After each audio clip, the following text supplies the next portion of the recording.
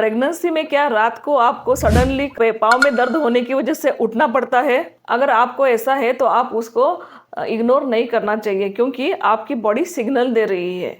अगर आपको ये सिम्टम है तो आप ये वीडियो लास्ट तक देखिए क्योंकि इस वीडियो में आपको ये पाँव में दर्द क्यों होता है और वो नहीं होने के लिए हमको क्या क्या करना चाहिए, इसके बारे में हम लोग इस वीडियो में डिटेल में बात करेंगे। Hello, I am doctor Sunita Lodha, fertility and reproductive specialist and practising obstetrics and gynaecologist since last 25 years.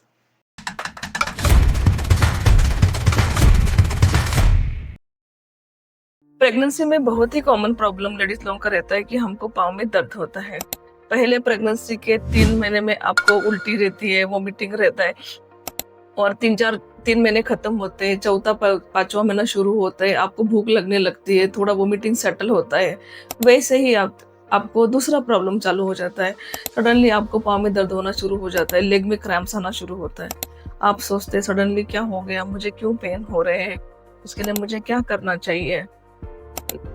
OPD में आने वाली almost alternate patient 50 to 60% ladies लोगों में ये प्रॉब्लम रहती है कि उनके पाँव में क्रैम्प्स आते हैं।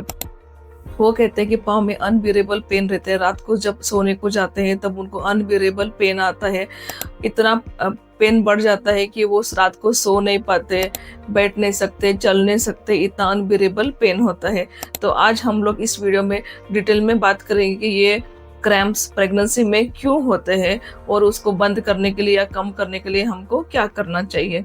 सबसे पहले आइए हम देखेंगे कि ये लेग क्रैम्प्स प्रेगनेंसी में क्यों होते हैं। सबसे पहला रीज़न सर्कुलेटरी चेंजेस, मतलब प्रेगनेंसी में क्या होता है कि हमारे बॉडी में बहुत सारे चेंजेस हो जाता है।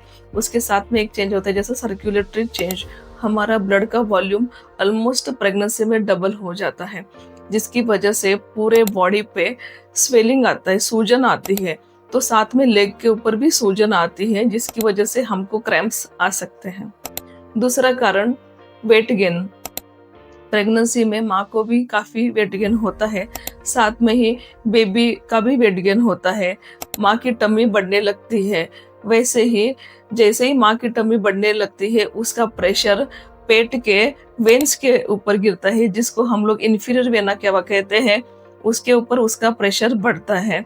वैसे ही सेम थिंग लोअर पेल्विस और लोअर लेग को जाने वाली जो वेन्स रहता है उसके ऊपर उसका प्रेशर बढ़ जाता है। एंड में जैसे ही बेबी का हेड पेल्विस के अंदर जाता है तो बच्चे का सिर लोअर लेग के या पेल्विस के नर्व्स को ऊपर कॉम्प्रेस करता है, जिसकी वजह से क्रैम्प्स आ सकते हैं। तीसरा रीज़न डिहाइड्रेशन, जनरली प्रेगनेंसी में आपको 3 से 4 लीटर पानी पीना चाहिए, मतलब 12 से 15 ग्लास पानी आपको रेगुलरली पीना चाहिए।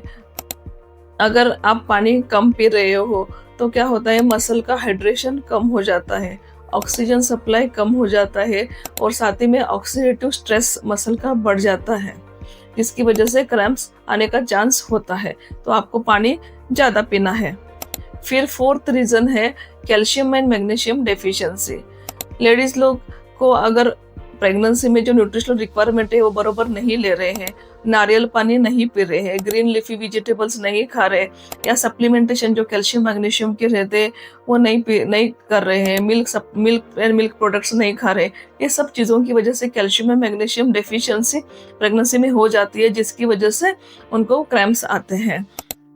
फिर रीज़न है फटीग, मतलब क्या होता है जनरली प्रेगनेंसी में सब मसल्स का ओवरऑल फटीग रहता है, वीकनेस रहता है, उसके साथ में लोअर लेग का मसल का भी फटीग हो जाता है। उसके साथ में अगर वो प्रेगनेंसी में थोड़ा एक्सर्शन करते हैं, ज़्यादा टाइम कॉन्स्टेंटली खड़े रहते हैं, तो भी उनको क्रैम्प्स आ सकते हैं।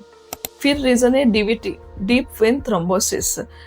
एज सच प्रेगनेंसी में खून गाढ़ा होने की टेंडेंसी रहती है, तो कोई लोगों में वैसे ही खून और गाढ़ा ज़्यादा हो जाता है, जिसकी वजह से पाँव के पिछले हिस्से में उनको वेन्स प्रोमिनेंट दिखते हैं, ब्लूइश कलर के वेन्स स्किन के नीचे प्रोमिनेंट दिखने लग जाते हैं। कभी कभी सडनली लेग का स्वेलिंग बढ़ जाता है, रेडनेस हो जाता है और लोकलाइज पेन हो, थोड़ी जगह पे पेन होना शुरू हो जाता है। ऐसा जब है तो आपको तुरंत आपके डॉक्टर के पास जाके कंसल्ट करना है, कहीं या डीवीटी तो नहीं है, उसके हिसाब से आप दवाई आपके डॉक्टर शुरू कर देंगे। तो ये सब कारण है जिसकी वजह से प्रेगनेंसी में क्रैम्प्स होने के चांसेस ज़्यादा रहते हैं। अब आइए हम लोग देखेंगे कि ये जो क्रैम्प्स होते हैं उसको कम करने के लिए, बंद करने के लिए हमको क्या करना चाहिए। सबसे पहली चीज़ हाइड्रेशन। आपको कम से कम 3 से 4 लीटर पानी पीना है, मतलब 12 से 15 ग्लास पानी एक दिन में पीना है। तो ये जो प्रेगनेंसी में छोटे छोटे प्रॉब्लम्स होते हैं वो काफ़ी हद तक आपको क्लियर हो जाएंगे। आप नारियल पानी लिए तो बहुत ही अच्छा है। मैं आपको एक टिप देती हूँ, प्रेगनेंसी में आप डेली एक नारियल पानी पियो, जिसकी वजह से आपके लेग क्रैम्प्स काफ़ी लेवल तक कम हो जाते हैं, क्योंकि कोकोनट वाटर में पोटेशियम लेवल ज़्यादा रहता है, तो ये आपको हेल्प कर सकता है। फिर दूसरी बात, स्ट्रेचिंग एक्सरसाइज। प्रेगनेंसी में आपको डेली 10 से 15 मिनट स्ट्रेचिंग एक्सरसाइज करना चाहिए, जिसकी वजह से मसल को स्ट्रेंथ भी मिलेगा और ब्लड सप्लाई भी अच्छा रहेगा और ये आपके क्रैम्प्स का प्रॉब्लम सॉल्व हो सकता है। फिर तीसरी चीज़, हॉट फर्मेंटेशन। अगर आपको पाँव में काफ़ी दर्द है तो आप गर्म पानी से सेक कर सकते हो। अगर आपको पाँव में दर्द बहुत है, रात को नींद नहीं आ रही है, बहुत डिस्कम्फर्ट है, तो आप हॉट वाटर फर्मेंटेशन करो। मतलब जो बैग रहती है, रबर बैग, जिसके अंदर गर्म पानी डाल के उससे आपके काफ मसल को सिकाई करो, या फिर आप गर्म कपड़े से सिकाई कर सकते हो। फिर फोर्थ चीज़, ऑयल मसाज। अगर आपको दर्द बहुत ज़्यादा है तो आप, आपके पास जो भी ऑयल है, मतलब जनरली जो, जैसा कि पैराशूट ऑयल, जो भी आपके पास अवेलेबल ऑयल है, उससे आप काफ मसल का मसाज, हल्का हल्का मसाज करो।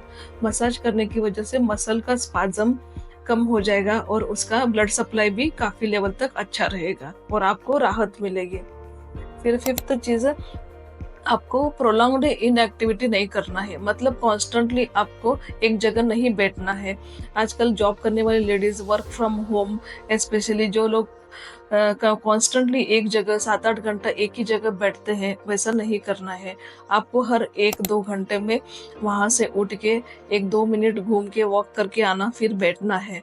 जब आप कॉन्स्टेंटली एक जगह बैठे रहते हो, आपके पाँव हैंगिंग रहते हैं, उसकी वजह से उधर आपको पाँव में स्वेलिंग आता है और क्रैम्प्स बढ़ने का चांस रहता है। जैसे ही अगर आप उठ के आप चलने लगते हो तो ये पाँव की एक्टिविटी चालू हो जाती है, तो स्वेलिंग कम हो जाता है और साथ में आपका पाँव का लेग का पेन और क्रैम्प्स कम हो जाता है। इसलिए आपको हर 1 घंटे 2 घंटे में उठ के थोड़ा सा चलना है, कंटिन्यूसली एक जगह नहीं बैठना है। साथ ही में आप जब बैठ के काम कर रहे हो तो आपको आपका पाँव ऐसा हैंगिंग नहीं रखना है। आपको पाँव के नीचे सपोर्ट के लिए एक स्टूल, छोटी स्टूल रखना है। मतलब पाँव ऐसा हैंगिंग नहीं रहना चाहिए टेबल से नीचे। आपका जो फुट है उसके नीचे एक स्टूल रख दो, जिसकी वजह से आपके पाँव को सपोर्ट रहे। वैसे ही जब आपको रात को सोते हो तो सोते टाइम आप आपके थाई के नीचे कुशन रखो, तकिया रखो, दोनों थाई के नीचे कुशन रखो, तकिया रखो, जिसकी वजह से आपका पाँव थोड़ा ऊपर रहेगा, नीचे नहीं रहेगा, थोड़ा सा ऊपर, लेवल थोड़ी सी ऊपर रहेगी, तो जिसकी वजह से पाँव का स्वेलिंग कम हो जाएगा और आपको क्रैम्प्स में काफ़ी राहत मिलेगी। फिर न्यूट्रिशनल प्रॉब्लम, जैसा मैंने बताया कि आपको ग्रीन लीफी वेजिटेबल्स खाना है, साथ ही में मिल्क एंड मिल्क प्रोडक्ट्स, दूध, दही, जो आपको मिल्क के दूसरे प्रोडक्ट्स है, जो आपको अच्छा लगता है उसका सेवन करना है। फ्रूट्स में आपको केला, कीवी, खरबूजा, इनका ज़्यादा सेवन करना है। इसके अंदर कैल्शियम, मैग्नीशियम और पोटेशियम की मात्रा ज़्यादा पाई जाती है, जिसकी वजह से आपको क्रैम्प्स में काफ़ी राहत मिलेगी। आपको पानी ज़्यादा पीना है। साथ ही में डॉक्टर आपको जो सप्लीमेंटेशन दे रहा है, कैल्शियम, मैग्नीशियम, विटामिन डी और विटामिन ई के सप्लीमेंटेशन प्रेगनेंसी में जनरली दिए जाते हैं, वो आपको ज़रूर लेना है। आपको जो सप्लीमेंटेशन है उसके अंदर एटलीस्ट 300 mg मैग्नीशियम रहना चाहिए, जिसकी वजह से आपका प्रॉब्लम सॉल्व होएगा।